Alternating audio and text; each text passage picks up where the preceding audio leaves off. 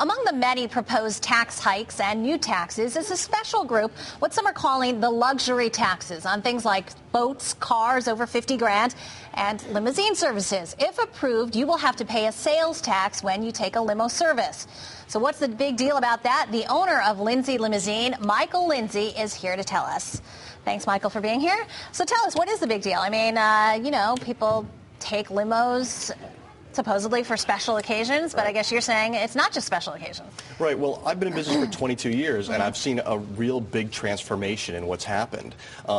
Back 22 years ago, it was, the late great 80s. It was a whole different story, and now a very small portion of our business is actually from limousine-style vehicles. So what I think is that some of the legislators are a little misguided in thinking of those big, shiny cars, which we certainly have going down the road, but that's such a small part of our business. And most of it is town car, four-door sedan-type vehicles. Actually, we're giving a few levels up from a taxi cab service, but a lot of point A to point B service. In fact, we're considered public transportation by the Connecticut Department of Transportation. Okay, so it's people who for whatever reason, don't want to take a taxi.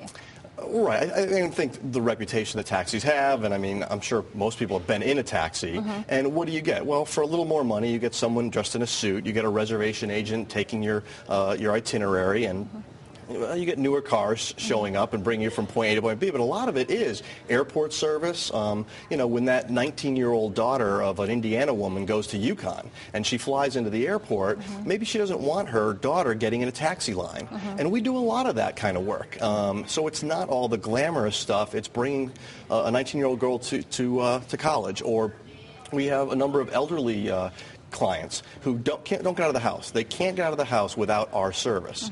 They've chosen not to go in a taxi for various reasons. They want the same chauffeur. I have chauffeurs with one particular client we've been driving for 15 years, and she likes this one chauffeur. The chauffeur goes in and carries her bag, shopping with her, takes her to doctor's appointments. Now, the only way that she gets out of the house is with our service. And adding 6% to that with someone with a fixed income, and that's the reality of what we do on a daily basis. So some people might say, okay, well, I understand that, but it is a service, and just to play devil's advocate, I mean, so she makes that choice, so she'll have to cough up a little extra. Well, I think that if you include taxis in that tax, then that's one thing, but again, the state is showing bias against a public transportation. When I meet people, the first thing they say is weddings, proms, what a business, and it's such a small piece of our business. And I think that that's the reality. The reality is it's not those type of services. And so if you're not going to tax a taxi cab, then you shouldn't tax us. Right. So tell us a little bit about your business, because you are a small business owner, though not so small anymore. Tell us how you started and what you've come to now. Well, I grew up in Manchester, lifelong Connecticut resident, and started with one car after college. Couldn't find a job after college, and started with one car, and I was a chauffeur, taking reservations on a cell phone and everything. And we've grown up to be one of the largest fleets in the area. It is a great success story. There are times when I walk around the building and I say, wow, this is great, and it's great to employ so many people, and it's really grown into a business where, benefits and everything else. And that's another thing, is anything that causes pause for someone to possibly not buy our service will have an impact. And that could lose jobs, and that's not good for the economy. So what sorts of, I guess you're saying that this is something that could affect the expansion of your business? Absolutely. What sorts of things in Connecticut have helped you to grow your business, and what sorts of things have not helped you? Because we always hear that. People come on and say, I'm a business owner, and Connecticut does not help me run my business. Well, I think people need to remember that it's not the big skyscrapers in Hartford, those big businesses that are employing the majority of people. Drive down any street and look at the little restaurants and people like myself. These are the people that are really making the economy go.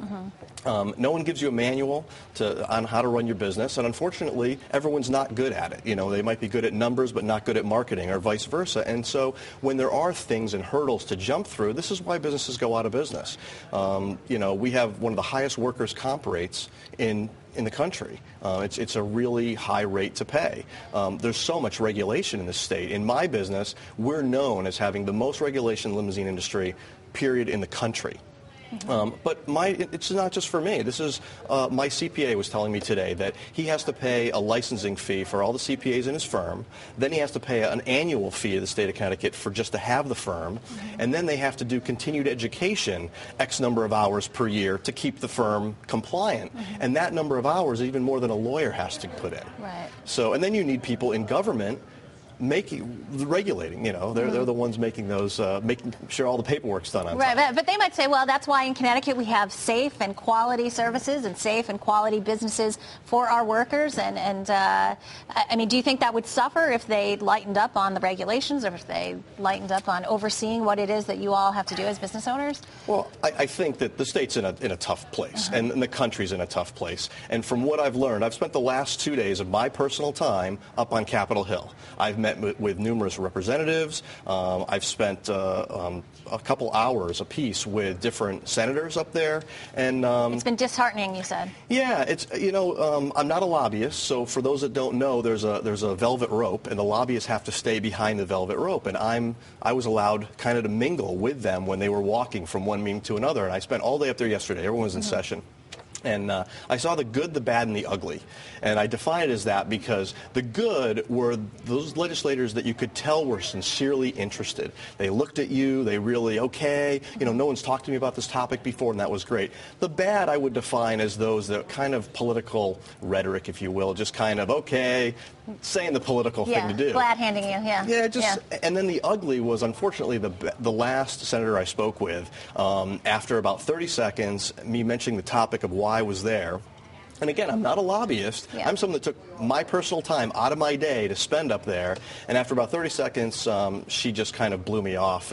And I'll read your letter. I have to go. And I've gotten more and more disheartened with government as I've gotten older and as I've run my business longer and longer. And that's why I took those 2 days to go up there. It was someone, everyone has to think before they pull that lever. Yeah. And the legislators, they kind of know this, but it was an eye-opening experience, to say the least. We only have about 30 seconds, but I mean, so how will it change, do you think, how you go from here? I mean, do you think you're going to be more involved, or do you think it makes you not want to be involved? Or? I think I'm going to become more involved. I think that the governor's shared sacrifice that he talks about, my definition of shared sacrifice is compromise, and I don't see a compromise with this new budget. And even some of the people in his own party are not in favor of this. The largest tax bill in the history of this state is not compromised. Right. Very interesting perspective. We thank you for coming. A small business owner, and we appreciate you taking the time as you took the time to go up to the Capitol. Thanks to Michael Lindsay of Lindsay Limousine for joining us to give us his thoughts. Plenty of people like Michael brought their opinions to the governor's town hall meetings. After 17 showdowns, a look back at what was learned.